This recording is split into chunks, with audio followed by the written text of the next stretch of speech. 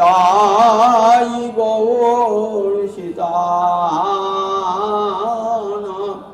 প্রেমানন্দে একবার হরি হরি বল। নিতাই গৌর সীতানাথ প্রেমানন্দে একবার হরি হরি বল। নিতাই গৌর সীতানাথ প্রেমানন্দে একবার হরি হরি। নাথ স্বামী নয়ন পথগামী ভব তুমি জগন্নাথ স্বামী নয়ন পথগামী ভব তুমি জগন্নাথ স্বামী নয়ন পথগামী ভব তুমি। অভিনেতা ভক্তবৃন্দের চরণে আমার কোটি কোটি দণ্ডবৎ প্রণিপাত। কুন্তী দেবী ভগবানকে স্তব করে বলছেন, হে গোবিন্দ, জন্মৈশ্বর্য শ্রুত শ্রীভি এধ মান মদ পুমান নৈব অর্হতি অবিধাতু তাম অকিঞ্চন গোচরম। শ্রীমদ্ ভাগবতের প্রথম স্কন্ধে কুন্তীর স্তব আছে। কি অপূর্ব স্তব! কুন্তী বলছেন যে হে গোবিন্দ, জন্মৈশ্বর্য শ্রুত শ্রীভি এধ মান মদপুমান। জন্ম, ঐশ্বর্য, বিত্ত আর রূপের অহংকার, এই কটা যদি থাকে, জন্মৈশ্বর্য শ্রুত শ্রীভি এধ মান, এই অহংকারে যদি কেউ স্ফীত হয় তাহলে তারা তোমাকে ডাকতে পারে না, কারণ তুমি অকিঞ্চনের ধন, অকিঞ্চন গোচর। জন্মৈশ্বর্য, কেউ যদি বলেন যে আমি অমুক কুলে জন্মিয়েছি, আমি ব্রাহ্মণ কুলে জন্মিয়েছি, আমি কুলীল বংশে জন্মিয়েছি, আমি জমিদার বংশে জন্মিয়েছি, আমি নিত্যানন্দের বংশে জন্মিয়েছি, আমি গাধার বংশে জন্মিয়েছি, আমি অদ্বৈত বংশে জন্মিয়েছি। ভগবান কোনো বংশের নির্দিষ্ট নন। গৌরহরি কারো পৈতৃক সম্পত্তি নয়। সবসময় মনে রাখতে হবে, গোবিন্দ গৌরহরি সকলেই। তাই যদি ঐশ্বর্যের যদি দেখা যায় জন্মের অহংকার, সুতরাং আমি উত্তম করে জন্মিয়েছি, সুতরাং আমাকে বোধহয় গোবিন্দ বেশি কৃপা করবে। আমি ব্রাহ্মণ করে জন্মিয়েছি তো আমাকে গোবিন্দ কৃপা করবে, চণ্ডাল করে জন্মালে গোবিন্দ কৃপা করবে না, তা কিন্তু নয়। কুন্তেই বলছেন, বরং যাদের জন্মের অহংকার থাকে তারা কোথায় থাকে? তোমার থেকে অনেক দূরে থাকে। তারা যখন বলে আমি অমুক বংশে জন্মিয়েছি, সুতরাং আমার তো গোবিন্দ বাধা, গৌর বাধা, বলেন গোবিন্দ অমনি সরে গেল তার কাছ থেকে, সরে গেল তার কাছ থেকে গোবিন্দ। যে তুই ব্রাহ্মণ করে জন্মিয়েছিস, আমি তো গয়লার ছেলে, গরু চড়িয়ে বেড়াই, তোর কাছে কিছু যাবো?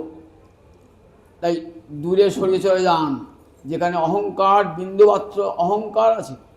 যদি কেবল আমি বৃত্তের অহংকার, আমি ধনী লোক, আমি ভগবানকে সহস্র উপচারে পূজা করব, অন্তর্জিত অহংকার থাকে, তাহলে কোনোদিনই সে ভগবানকে পাবে না। একটা গল্প শোনায়। রঙ্গনাথ আছেন, কাবেরী নদীর তীরে রঙ্গনাথের সেবা হয়। সেই রঙ্গনাথের চরণে এক ভক্ত 108টা পদ্ম ফুল দিয়েছে। সোনার পদ্ম ফুল, সোনার পদ্ম, বড় তো সোনার পদ্ম ফুল দিয়েছে 108টা। পরে এক ভক্ত গেছে অতি দরিদ্র, সেই থেকে 108টি তুলসী পাতা গোবিন্দকে দিয়েছে। এটা সেই ভক্ত দেখতে পেয়েছে, অহংকারী ধনী ভক্ত, আমার এত সুন্দর স্বর্ণকমলে তুই সোনার তুলসী পাতা দিলে, আমি দেখতে বিশ্রী লাগছে। তখন হাত যোগে বলছে যে দেখুন, সোনার কোমলের চেয়ে তুলসী গোবিন্দের অত্যন্ত প্রিয়, তুলসী হরিবল্লভা তার অত্যন্ত প্রিয়, আমি কোনো দিয়ে অন্যায় করি না। ঠিক আছে, তুমি আগে গোবিন্দকে দেখা পাও, না আমি দেখাবো। তখন সেই ভক্তকে কি করছেন, একটা যজ্ঞ করছেন। এই যজ্ঞের ফলে যদি গোবিন্দময় দেখা না দেন, তাহলে যজ্ঞের আগুনে আমি নিজের প্রাণটা উৎসর্গ করব। এমনি করে 1 দিন 2 দিন 3 দিন 7 দিন কেটে গেল, গোবিন্দের দর্শন হলো না। তখন আগুনে যখন ঝাঁপ দিতে যাবেন, তখন দেখছেন রঙ্গনাথ এসে হাজির। বললে, দেখ, তোর এই সোনার কোমলের জন্যে তোকে আমি দেখা দিতে আসি নাই। ওই ভক্ত যে আমাকে তুলসী পাতা দিয়েছে না, সেই ভক্ত আমাকে প্রার্থনা করছে, হে গোবিন্দ, দেখো ওকে যেন তুমি কৃপা করো, ও যেন প্রাণটা না যায়। আমি সেই ভক্তের প্রার্থনা রক্ষা করবার জন্যে তোমাকে দেখা দিতে এসেছি। মনে রেখে দিও, ওই সোনার কোমলে আমি তুষ্ট হই না, ওই তুলসী পাতাতে আমি যেমন তুষ্ট হই। তাই যদি অহংকার দেখান, আমি সহস্র উপচারে গোবিন্দের সেবা করি, আমি বড় লোক ধনী লোক, বলেন গোবিন্দ সেখানে যান না। দুর্যোধন অহংকার দেখিয়েছিলেন, ভগবান সেখানে যান নাই। শ্রুত যদি কেউ বিদ্যার অহংকার থাকে, তাহলে শ্রুত মানে বিদ্যা, বিদ্যার অহংকার থাকে, তাহলে গোবিন্দ সেখানে যান না। তুই বড় পণ্ডিত, অহংকার অন্তরে। দেবানন্দ পণ্ডিত ভাগবত পাঠ করতেন, খুব অহংকার যে আমার মতন ভাগবত বিশেষজ্ঞ লোক আর নাই। কি হলো দেখুন, ভক্তকে পর্যন্ত অপমান, শিবাস পণ্ডিতকে অপমান করলেন। ফলটা কি হলো? ফলটা কি হলো? আর ভাগবতের ব্যাখ্যা মুখ থেকে বার হয় না। রাধারানীর কৃপা চলে গিয়েছে। রাধারানী তো সরস্বতী হয়ে মুখে কৃষ্ণ কথা বলান, আর বলছে ভাগবত পাঠ করতে পারছেন না। শেষকালে ওই বক্রেশ্বর পণ্ডিতের সান্নিধ্যে এসে ওই আমাদের শিবাস পণ্ডিতের কাছে চরণে ধরে ক্ষমা চেয়ে আবার তার মুখে বাক্য স্ফূর্তি হল। যত বড় পণ্ডিত হও না কেন, যদি অহংকার থাকে, তাহলে কখনো গোবিন্দকে, যত গীতা ভাগবত তুমি যাও না কেন, তোমাকে গোবিন্দ কৃপা করবে না। জন্ম ঐশ্বর্য শ্রুত শ্রীভি, যদি বলে আমার রূপের অহংকার, আমি দেখতে খুব সুন্দর, সুন্দরী, রূপসী, তো আমাকে গোবিন্দাকে কৃপা করবেন। বলে না গো, গোবিন্দ কখনো কোনো রূপ দেখে আকৃষ্ট হন না। গোবিন্দ অন্তরের রূপটাই দেখতে চান, যে আমাকে কেমন ভালোবাসে। বাইরের রূপটা দেখেন না, অন্তরের রূপটাই দেখে আকৃষ্ট হয়ে যান।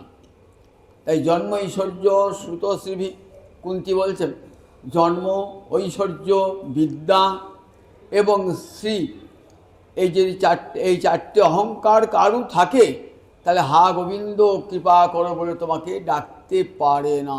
কারণ তুমি হলে অকিঞ্চন গোচরং, তুমি হলে অসহায়ের সহায়, তুমি দুর্বলের বল, তুমি নির্ধনের ধন। তুমি যার কেউ নাই, অসহায়, নিষ্কিঞ্চন, তুমি তারকে কৃপা করবেন, তারই দৃষ্টির গোচরীভূত হও। তুমি অকিঞ্চন মানে যার কিছুই নাই, তারই তুমি গোচরীভূত হও। এই লীলাটি জগন্নাথ লিখেছেন, আমার গৌরহরি গোবিন্দ সবাই লিখেছেন। আজ আপনাদের শোনাবো কি, যে জগন্নাথ সকল জাতির, সকল ধর্মের, সকল বর্ণের, পুণ্যবান পাপিষ্ঠ সকলের জন্যেই এই জগন্নাথ এসেছে। নাম জগন্নাথ কেন? জগতের নাথ বলি তো তার নাম জগন্নাথ। তার জগন্নাথ হলে পরে আমি তো জগতের বাইরে নই, আমি যদি পাপিষ্ঠ হই, তুহু জগন্নাথ জগতে কহায়সি, জগবাহীন মুই ছাড়, আমি জগৎ ছাড়া নই হে প্রভু, তুমি যে জগতের নাথ, আমি জগতে ছাড়া নই হে প্রভু, আমার সবে অপরাধ ক্ষমা করো প্রভু, আমি জগৎ ছাড়া নই হে প্রভু। বিদ্যাপতি প্রার্থনা করছে, মাধব বহুত মিনতি করিতই, তিল তুলসী দিয়া এ দেহ সমর্পিনু, দয়াজনু নাছর বিময়। তা দেখুন, ভগবান তিনি জগতের নাশ, সকলকে তিনি কৃপা করেন। অভিমানী ভক্তিহীন জগ মাঝে সেই দিন, যে অভিমানী হয় সে ভক্তিহীন, যার অন্তরে ঐশ্বর্যের অহংকার, বিদ্যার অহংকার, রূপের অহংকার, ধনের অহংকার থাকে। গোবিন্দ বলছেন অভিমানী ভক্তিহীন জগ মাঝে সেই দিন, জগতের মাঝে সেই দিন তাকে আমি কৃপা করি না। তুই অহংকার নেই থাক, অহংকার নিয়ে কখনো গোবিন্দ ভজন হয় না যদি অন্তরে অহংকার থাকে। কুলের অহংকার, বর্ণের অহংকার। দেখুন পরমানন্দ বলছেন যে দেখো, এমন কি করে বর্ণ কুল, যে কুলে জন্ম হোক না কেন, কেবল ভক্তি মূল। কপিকুলে জন্মি বীর হনুমান, শ্রীরাম ভকত রাজ। প্রেমানন্দ একজন বিখ্যাত বৈষ্ণব পদকর্তা বলছেন, এমনে কি করে বর্ণ, বর্ণ বর্ণ মানে বর্ণ, বর্ণে কি হবে, বংশে কি হবে, বর্ণ দিয়ে বংশ দিয়ে কখনো গোবিন্দকে পাওয়া যায় না, গোবিন্দকে পাওয়া যায় না। এমনি কি করে বর্ণ কোন, কপিকুলে জন্মি বীর হনুমান, শ্রীরাম ভকত রাজ। বানর কুলে জন্মিয়েছেন, মানুষ অন্যায়, বানর কুলে জন্ম হনুমান জটায়ু পাখি কুলে জন্মিয়েছেন, কিন্তু এমন কৃপা পেয়েছেন, জটায়ু সাধ্য করেছেন রামচন্দ্র। দেখুন দেখি, একটা পাখি শকুনি তার সাধ্য করেছেন স্বয়ং রামচন্দ্র। রামায়ণের পল্লী দেখবেন, বলছেন দেখো হনুমান ভকতরাজ। আর রামচন্দ্রের মন্দিরে প্রবেশ করতে গেলে সম্মুখে কে আছেন, হনুমান। হনুমান কৃপা করলে তবে রামচন্দ্রের দর্শন হবে। ঘরে ঘরে সবাই হনুমান চালিসা পাঠ করেন, হনুমান সন্তুষ্ট হলে রামচন্দ্রের দর্শন পাওয়া যাবে। তাই কপিকুলে জন্মি বীর হনুমান, শ্রীরাম ভকত রাজ। শ্রীরাম ভকত রাজ। রাক্ষস হইয়া বিভীষণ বৈশে, ঈশ্বর সভার মাস। বিভীষণ তো রাক্ষস, দেবতাও নয়, মানুষও নয়, রাক্ষস। তা দেখুন সেই বিভীষণ ঈশ্বর যখন আসছেন, যখন অযোধ্যা ফিরে আসছেন, যখন সীতা উদ্ধার করে, তখন যে রথে করে আসছেন না, সেই রথে কে বসে আছেন, রাম লক্ষ্মণ বসে আছেন, তাকে বিভীষণ বসে আছে। ঈশ্বর সভার মান, কতখানি গৌরব ভক্তের। বিভীষণ ভক্ত কোথায় বসে আছেন, রাক্ষসেও রাম লক্ষ্মণের পাশেই বসে আছেন। রাক্ষস হইয়া বিভীষণ বৈশে, ঈশ্বর সভার মান। আবার দৈত্যের ঔরসে প্রহ্লাদ জানমি, জগতে রাখিল যশ।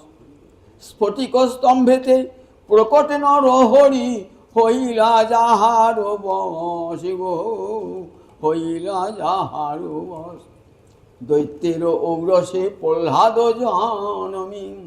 প্রহ্লাদ জন্মিয়েছেন দৈত্যকুলে, জন্মিয়েছেন দৈত্যকুলে জন্মিয়েছেন, কিন্তু ভুবনে তার মধ্যে যশ আর কেউ নাই। প্রহ্লাদ, গোবিন্দ আগে প্রহ্লাদকে ভজনা করলে তবে নৃসিংহদেবকে পাওয়া যাবে। দেখবেন নৃসিংহের পূজায় কি বলা আছে, আগে প্রহ্লাদায় নম বলে আগে প্রহ্লাদের চরণে একটা ফুল দিতে হবে, তবে নৃসিংহদেব কৃপা করবেন।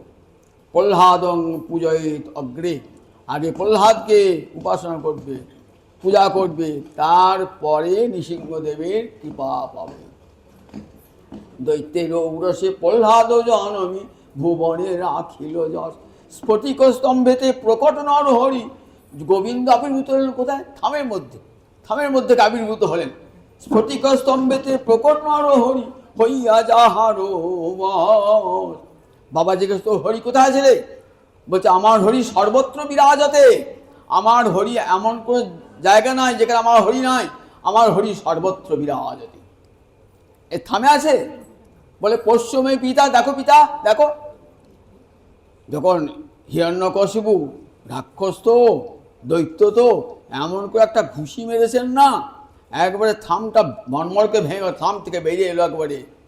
না প্রাণী, না মানব না সিংহ, না মানুষ না সিংহ, অদ্ভুত প্রাণী বেরিয়ে এলো। স্ফটিক স্তম্ভেতে প্রকট নরহরি হইয়া যাহারো আর। বলো নাকি কুহুলি বিদুরেরও ছিল, খাইল যাহারো ঘরে। আচ্ছা বলো তো, বিদুর কি ছিল? দাসী পুত্র, যাকে দুর্যোধন উঠতে বসতে গাল দিত, দাসী পুত্র বলি। মা ছিল দাসী, তো তাই দাসী পুত্র বলে গাল দিতে উঠতে করত। কিন্তু দুর্যোধনের অন্ন গ্রহণ করেন না, বিদুরের খুঁত পিঠা খেয়েছেন ভগবান।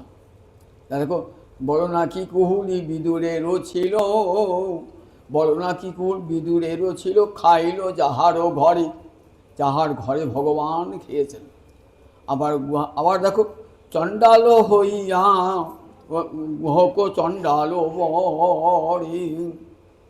আবার বন্ধ করলেন রামচন্দ্র কাকে? না, গুহক চণ্ডালকে। গুহক চণ্ডাল, যে গুহক চণ্ডাল ছিল শবরীর ভ্রাতা, শবরীর ভ্রাতা। সেই গুহক চণ্ডালকে রামচন্দ্র এত কৃপা করেছিলেন, যখন রামচন্দ্র যাচ্ছেন বনবাসে না, তখন গুহক চণ্ডাল এসে প্রণাম করেছে। বলছে, না না, তুমি তো বন্ধু, বন্ধু কখনো বন্ধুর চরণে প্রণাম করে না। চণ্ডাল হইয়া মিতালি করিল গুহক চণ্ডাল বরে। বুকের কাছে টেনলেন গুহক চণ্ডালকে। আবার যখন ফিরছেন অযোধ্যায়, তখন বলছেন, আগে গুহক চণ্ডালের খবর দাও, গুহককে সেই রথে চাপিয়ে নিয়ে আসে। গুহক চণ্ডাল বরে। দেখো না কেমন করিল সাধনা, গোকুলে গোপের নারী। জাতি কুলাছাড় কি ছিল তাহার, যে হরি ভজে সে তারি, যে হরি ভজে সে তারি। গোকুলে দেখো, গোয়ালা রমণীরা যা দুধ বিক্রি করে, গরুর দুধ দোয়ায়, বলে দেখো তাদের কি ছিল সাধনা, তারা শুধু অন্তর দিয়ে গোবিন্দকে ভালোবাসত। তারা মন্ত্রতন্ত্র জানত না, কিছুই জানতো না, উঁচু জাত তারা নয়, ব্রাহ্মণও নয়, কিন্তু গোবিন্দ ভালোবাসায় তাদের অন্তর পূর্ণ। জাতি কুলাচার কি ছিল তাহার। দেখুন, জাতি কুলাচার, যে হরি ভজে সে হরি, যে গোবিন্দকে ভজনা করবে সেই গোবিন্দকে পাবে, সে চণ্ডালী হোক আর যেই চণ্ডালী হোক। শ্রীকৃষ্ণ ভজনে অধিকারী সবে, কুলেরও গরব নাই। প্রেমানন্দ কহে, যে করি গরব, নিতান্ত মূরখ ভাই গো, নিতান্ত মূরখ ভাই। বলেন, কৃষ্ণ ভজনে কোনো জাতিবর্ণ নাই। সকল বর্ণের, সকল ধর্মের, সকল জাতির মানুষ কৃষ্ণ ভজন করতে পারে। হাঁড়ি মুচি ডোম চণ্ডাল থেকে আরম্ভ করে একবারে বিপ্রশ্রেষ্ঠ পর্যন্ত, পুণ্যহীন অভাগা পাপিষ্ঠ থেকে আরম্ভ করে পুণ্যবান পর্যন্ত, নির্ধন থেকে আরম্ভ করে ধনবান পর্যন্ত, ভাগ্যহীন থেকে আরম্ভ করে ভাগ্যবান পর্যন্ত, সবার অধিকার গোবিন্দ সেবার, নির্মাত্রস্য অধিকারিতা। মনে রাখবেন যে শুধু ব্রাহ্মণ উঁচুকুলে জন্মালি গোবিন্দ পাজা, তার সকল গোবিন্দ সকলেই নির্মাত্রস্য অধিকারিতা, সমস্ত জীবের কৃষ্ণ ভজনে অধিকারী। একটি তারই গল্প আজ কাহিনী শোনাব আপনাদের। বারাণসীতে একটা কসাই থাকতো। কসাই মানে বুঝেছেন, মাংস বিক্রি করে কসাই। তার নাম সধনা বা সাধনা। সে কি করত, বাজারে ওই মাংস কিনে নিয়ে বিক্রি করতো। নিজে কিন্তু পশু পরিচর্যা করতো না, কিন্তু তার জাত ব্যবসা তো সেইটিতে। কিন্তু মুখে সবসময় হরে কৃষ্ণ কৃষ্ণ কৃষ্ণ হরে হরে, হরে রাম রাম রাম হরে হরে, এই মন্ত্র জপ। সে মাংস বিক্রি করে, কিন্তু মুখে তার হরিরাম সব সময় লেগে রয়েছে। আমরা ভাবি, দেখো কসাই আবার হরিনাম করবে কি, কিন্তু কসাইয়ের মুখে হরিনাম শুনে গোবিন্দ কাপড় তুষ্ট। দেখুন, একটা বাটখারাতে সে মাংস ওজন করে। বাটখারা শিল নয়, সেটি শালগ্রাম শিলা, দেখতে পাথর বাটখারার মতন। সেইটি দিয়ে সে কী করে, প্রতিদিন ওজন করে। আর হরিগুণ গান গায়, ওইখানেই থাকে। একদিন এক বৈষ্ণব এসে বলছে, দেখেছে তো বাটখারা না, এ তো শালগ্রাম শিলা। দিয়ে বলছে, এই এটা বাটখারা নয়, শালগ্রাম শিলা, ওটা আমাকে দিন। তা হচ্ছে, প্রভু আমার এই বাটখারা কি গুণ জানো, আমি যা ওজন করবো তাই হবে। কেউ যদি আমাকে 500 চায়, আমি তাতেই হয়ে যায়। কেউ কে চায় একটা বাটখারাতে সব হয়ে যায়, কেউ যদি 250 চায় তাতেই হয়ে যায়, একটা বাটখারাতেই সব হয়ে যায়। বলছি, দেখ তা হয় বটে, ওটি জানিস তো ওটি ভগবান, তাই বুঝি, তা আমাকে দাও। কী করবেন, বৈষ্ণব বলছে তো। নিয়ে এলেন সেই শালগ্রাম শিলাটি। এসে ভক্ত স্নান টান করিয়ে পরম আদরে তুলসী পাতা দিয়ে ফুল দিয়ে পূজা করছে। রাত্রে বলছে শালগ্রাম, আমাকে কেন নিয়ে এলি এখানে, আমি যে কেবল ভক্তির বশীভূত। ওই দেখ, তুই ব্রাহ্মণ পণ্ডিত হতে পারিস, কিন্তু তোর হৃদয়ে কিন্তু ওই কষায়ের মতন ভক্তি নাই। মাংস বিক্রেতার জাতীয় বৃত্তি, কিন্তু মনটা তার আমাতেই আছে। যতক্ষণ মাংস বিক্রি করে ততক্ষণ আমার নামই সে করে। তুই আমাকে দিয়ে আয়গা, আমি তোর কাছে থাকবো না। অবাক হয়ে রাত্রিবেলা স্বপ্ন দেখে শালগ্রাম শিলা স্বপ্নের কাছে। শালগ্রাম সেটিকে নিয়ে এসে বলছে, সাধনা তুমি বড় ভাগ্যবান। আমি ভেবেছিলাম এই শালগ্রাম শিলার সেবা করব, নারায়ণের সেবা করব। আমার সেবা নিলেন না, তোমার সেবাতে তিনি তুষ্ট। সাধনা ভাবছে, আমি তো কিছুই সেবা করি না, শুধু নাম করি, নামেতেই এত তুষ্ট ভগবান। দেখুন মনের কেমন পরিবর্তন হয়ে গেল। দেখুন সাধু কৃপা লাভ হলো, চিনতে পারলেন শালগ্রাম শিলাকে, নারায়ণকে, ভগবানকে চিনতে পারলেন। এইবার সে জাত ব্যবসা ছেড়ে দিল। জাত ব্যবসায় খাবে কি, সংসারে স্ত্রী পুত্র ভরণ করতে পারে না, দিন রাতি স্ত্রী পুত্র লাথি হাঁটা মারে, পয়সা নাই, খাবো কি, তুমি বিয়ে করেছো কেন, সংসার করেছো কেন, এইসব বলে। তখন আমি তোমাদের সংসারে থাকবো না, আমি আর তোমাদের সংসারে থাকবো না। একদিন সংসার ছেড়ে বেরিয়ে পড়লো, জগন্নাথের উদ্দেশ্যে যাচ্ছে সাধনা। জগন্নাথ প্রথমে যাচ্ছে, কত দূর জগন্নাথের পথ, হাঁটতে হাঁটতে হাঁটতে হাঁটতে চলেছে। পথে 2-4 জন যাত্রী যাচ্ছে, তা যখন শুনছে কসাই, তখন দূরে সরে যাচ্ছে। কসাই তো খুব নিম্ন জাতির, দূরে সরে যাচ্ছে। ওই ছুঁড়ে ছুঁড়ে খাবার দিচ্ছে, ছুঁড়ে ছুঁড়ে খাবার দিচ্ছে, অনেক দূরে দূরে সরে যাচ্ছে। এমনি করে যাচ্ছে, যেতে অনেকটা রাস্তা তো যেতে হবে। একটা গ্রামে ঢুকেছে, ভিক্ষা করছে। সাধনাকে দেখতে খুব সুন্দর, কষা হলে কী হবে, মাংস বিক্রি তার কাজ হলে কী হবে, দেখতে একবার সুন্দর সুপুরুষ। এখন একটি ভ্রষ্টা রমণী দেখেছে তো, দেখে গ্রামের মধ্যে তাকে দেখে খুব পছন্দ হয়েছে, ইচ্ছা হয়েছে ওই সাধনার সঙ্গে বিবাহ করব। তাকে নিয়ে গেছে বাড়িতে, খাবার খাইয়েছে যাচ্ছে, দিয়ে নিজে ঘরে দিকে, দেখো তুমি আমাকে বিয়ে করো, আমি আমার স্বামীকে ত্যাগ করবো, তুমি আমি বিয়ে করো। বলছি চি আমি স্ত্রীসঙ্গ করি না। বললে, দেখো আমি তোমাকে কত ভালোবাসি জানো। পাশের ঘরে শুয়ে আছে স্বামী, সেই স্বামীর মুন্ডুটা কেটে নিয়ে গিয়ে বলছে, দেখো তোমাকে এত ভালোবাসি, আমি স্বামীর মুন্ডুটা কেটে তোমার কাছে দিয়েছি। বলে, না চি এই অন্যায় কাজ করেছে, আমি কখনো পারবো না তা করতে। ও তুমি আমাকে বিয়ে করবে না, আমার রূপ দেখে পছন্দ হচ্ছে না, ঠিক আছে দাঁড়াও তোমাকে দেখাচ্ছি, তোমাকে কারাগারে পড়ার ব্যবস্থা করছে।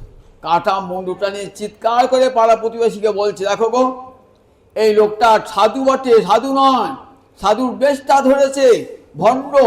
আমার বাড়িতে যা ছিল সোনা দানা টাকা সব চুরি করেছে, চুরি করে আমার স্বামীর মুন্ডুটা কেটেছে। সবাই ভাবলো তাই বটে, সাধনাকে কেউ চেনে না। তখন কি হলো, রাজার লোক এসে, সিপাহি এসে ধরিয়ে গেল,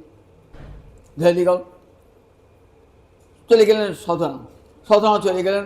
জানেন গোবিন্দের ইচ্ছাতেই সব হয়েছে, গোবিন্দের ইচ্ছাতেই যাচ্ছেন, পুলিশ ধরিয়ে যাচ্ছে, কারাগারে পুড়ছে। বিচারক জিজ্ঞাসা করছে তুমি হত্যা করেছো না? ভাবছি, আহা ওই নারীটার কষ্ট হবে, ওকে জেলে পুড়বে, আমি জেল খাটি, ও যেন জেল না খাটে। বৈষ্ণব তো পরের দুঃখে সহ্য করতে পারেন না। এবার হ্যাঁ আমি হত্যা করছি, তাহলে থাকো জেল খাটো, হত্যা যখন করেছো তোমার জেল হয়ে গেল, যাবজ্জীবন তোমার জেল। এদিকে সেই রমণী সবাইকে পাড়ার প্রতি, দেখছিস কেমন জব্দ করছি, কাটলাম আমি মুন্ডুটা, ওর নাম চালিয়ে দিয়েছি, দেখেছিস তো, দেখ আমি কেমন মেয়ে ছেলে, দেখ এইগুলো সব গর্ব করে বেড়াচ্ছে। পাড়া প্রতিবেশী সব শুনলো যে সধনাতে খুন করে নাই, কে করেছে? ওই মেয়েটা করেছে। রাজার কানে গেল, তখন রাজা কি করলে?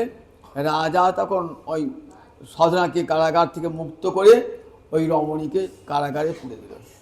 কারাগার থেকে ছাড়া পড়ল। সধনা ভাবছেন, গোবিন্দ জগন্নাথের কৃপায় আমি কারাগারে ঢুকেছিলাম, আবার জগন্নাথের কৃপায় কারাগার থেকে বেরিয়ে এলাম।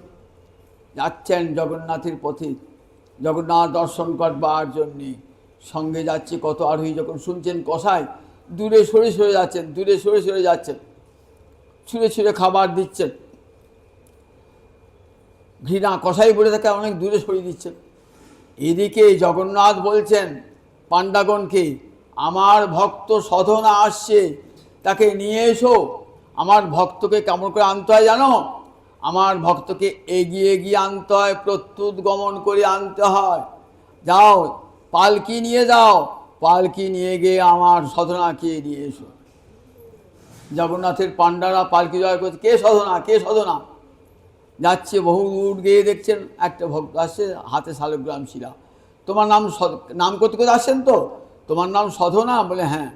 বলে দেখো জগন্নাথ তোমাকে নেবার জন্যে পালকি পাঠিয়েছে। সেই পালকিতে চড়ে সধনা গেলেন জগন্নাথের মন্দিরে। জগন্নাথের যেন আজ এত আনন্দ, নিজের ভক্তকে পেয়ে এত আনন্দ। সঙ্গে যারা যাচ্ছিল না, সঙ্গে যারা যাচ্ছিলেন তারা ভাবছেন জগন্নাথের কাছে এত আদর, আমরা তো লোকটাকে ঘৃণায় দূরে সরিয়ে দিয়েছি। সাধনা থেকে গেলেন সেই জগন্নাথের কাছেই, জগন্নাথের নাম কীর্তন করে সেই পুরীতেই রয়ে গেলেন সাধনা। দেখুন সাধনা কসাই চণ্ডাল, তাকে কেমন কৃপা হলো জগন্নাথের, মন্ত্রিত কৃষ্ণ ভক্তিতে পরিপূর্ণ। ভগবান কি বলছেন? ভক্তা মাম অভিজানাতি জামান যস্যাস্মি তত্ত্বত। গীতায় ভগবান বলছেন আমাকে একমাত্র ভক্তির দ্বারাই জানা যায়। ভক্তাহম, উদ্ধবকে বলেছেন ভাগবতী, ভক্তাহম একয়া গ্রাহ্য, আমি একমাত্র ভক্তির দ্বারাই গ্রহণযোগ্য হই, জাত কুল মান শীলের দ্বারা হই না, একমাত্র ভক্তির দ্বারাই হই, ভক্তির দ্বারা হই। ভগবানকে ভক্তিতে বশীভূত করতে হয়। তাই জগন্নাথের কাছে দেখুন চণ্ডাল, একটা চণ্ডালিনী গল্প শোনায়। চণ্ডালের গল্প শুনলেন তো, এবার একটা চণ্ডালিনীর গল্প শোনায়। চণ্ডাল কি কৃপা, আবার চণ্ডালিনী কে কৃপা। চণ্ডালিনী, পুরীতে নিয়ম আছে অঘ্রাণ মাস, মার্গশীর্ষ মাস, এই মার্গশীর্ষ মাসে প্রতি বৃহস্পতিবার লক্ষ্মী পূজা হয়। তা বৃহস্পতিবার লক্ষ্মী পূজা, লক্ষ্মী কী করেন? অনেক ভোরে ব্রাহ্ম মুহূর্তে উঠে সব দেখতে যান যে সব বাড়িঘর পরিষ্কার করিয়েছে কিনা, আলপনা দিয়েছে কিনা দেখতে যান। লক্ষ্মী স্বয়ং উঠে একটা ধনী গৃহে গেলেন, একটা বুড়ি মানুষ দেখলেন উঠে না ঘুমুচ্ছে। একবার বললেন তাকে, আবার সে ঘুমুচ্ছে চলে গেল, বলতে হলো, কোন কাজই করলো না। তখন বললে তুই নির্ধন হবি। ওই এত ধনী লোক সব চলে গেল, ভিক্ষা করে খাবি। এইবার ওই ধনীকুলের এক গৃহিণী উপেক্ষা করেছিলেন তো, এমন হলো বাড়ি জমি সব বিক্রি হয়ে গেল, ভিক্ষা করে খেত। এইবার একটা চণ্ডালের ঘরে গিয়ে চণ্ডালিনীর ঘরে আশ্রয় নিয়েছে। দেখছে চণ্ডালিনী কত ভোরে উঠেছে, উঠে সমস্ত ঝাঁট দিয়ে পরিষ্কার করে আলপনা দিয়েছেন। খুব আনন্দ হলো। সেই চণ্ডালিনী গৃহে লক্ষ্মী প্রবেশ করলেন। চণ্ডালিনী, চণ্ডের মানে যারা মরা পোড়ায় চণ্ডাল। চণ্ডালিনী কত নিজ জাতি, 4 বর্ণের বাইরে চণ্ডাল। সেই চণ্ডালিনী ঘরে লক্ষ্মী ঢোকে। এদিকে কৃষ্ণ বলরাম, জগন্নাথ আর বলরাম বেরিয়েছেন প্রাতভ্রমণ করতে। প্রাতভ্রমণ করে বেরিয়ে আসছেন, তখন দেখছেন যে লক্ষ্মী বাড়ি ফিরছে। লক্ষ্মী কোথায় গিয়ে? চণ্ডালের বাড়ি থেকে ফিরছে। বলরাম বলছে জগন্নাথকে, দেখো তোমার স্ত্রী কিন্তু স্বেচ্ছাচারিণী হয়ে গিয়েছে। কীরকম?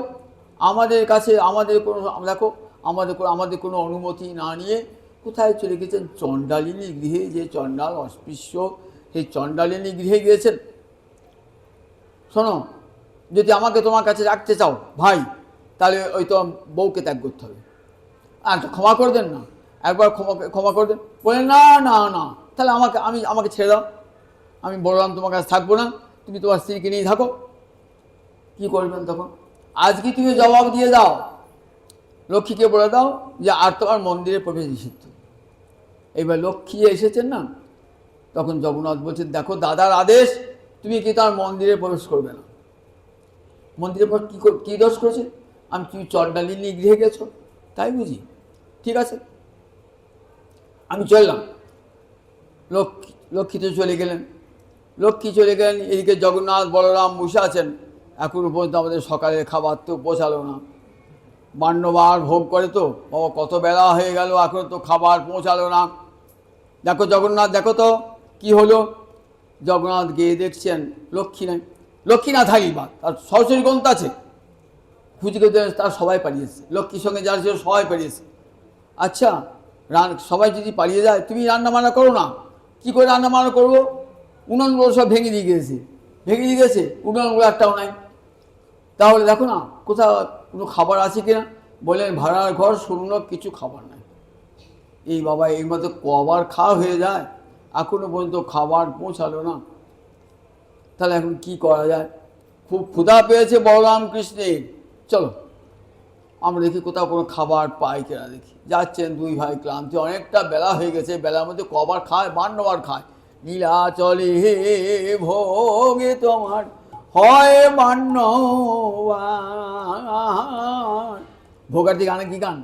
নীলাচলে ভোগে তোমার হয় 52 ভোগ হয়, 56 ভোগ।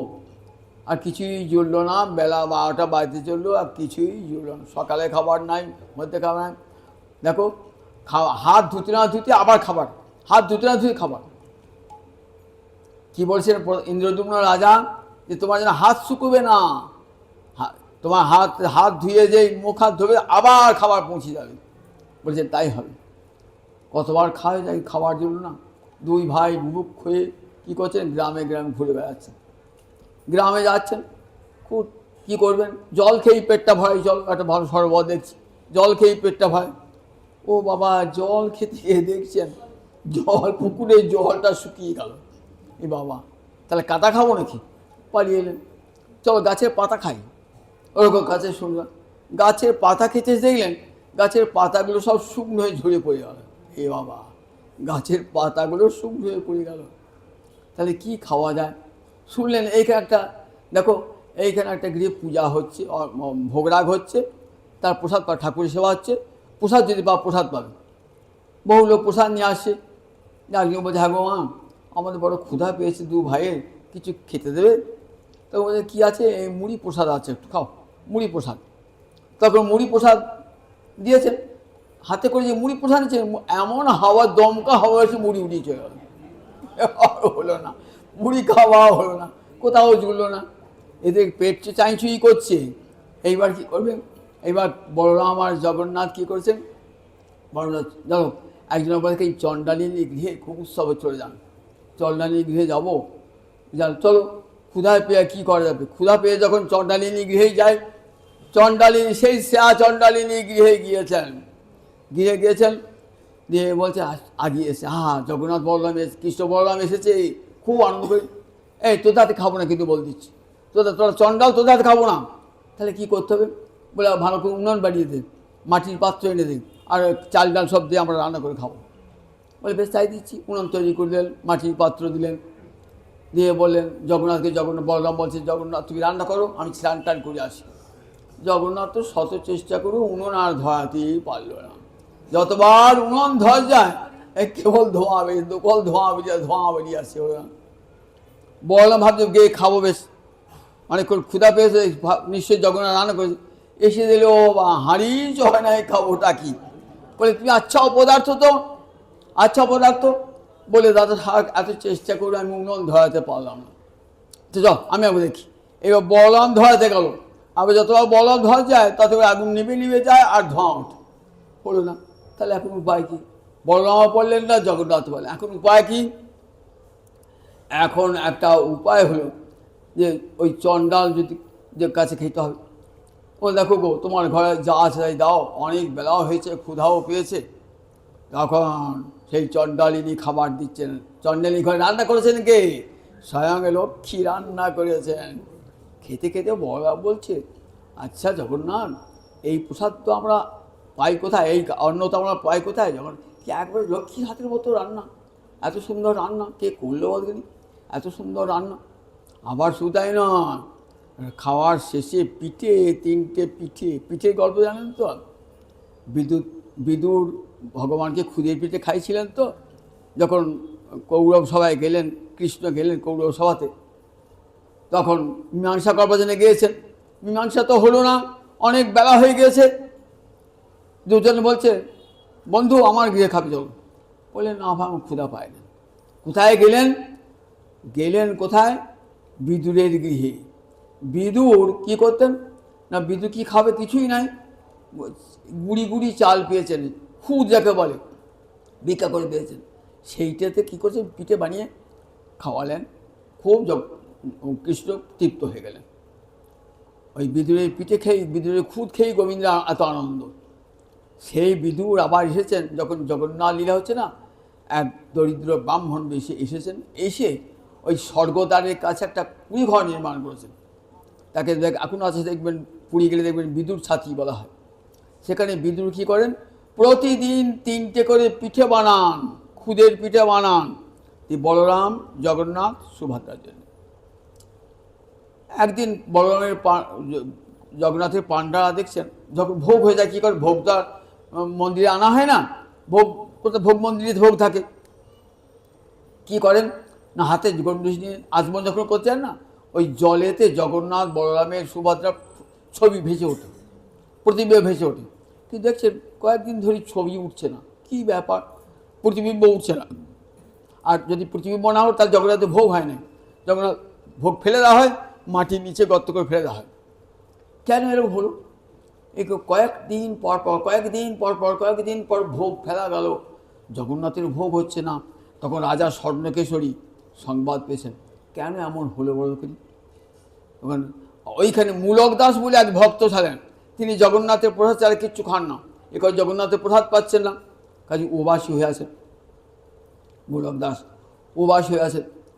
তখন মূলক দাস বলেন, ঠিক আছে দেখি কোথায় জগন্নাথ যায়, একবার দেখি।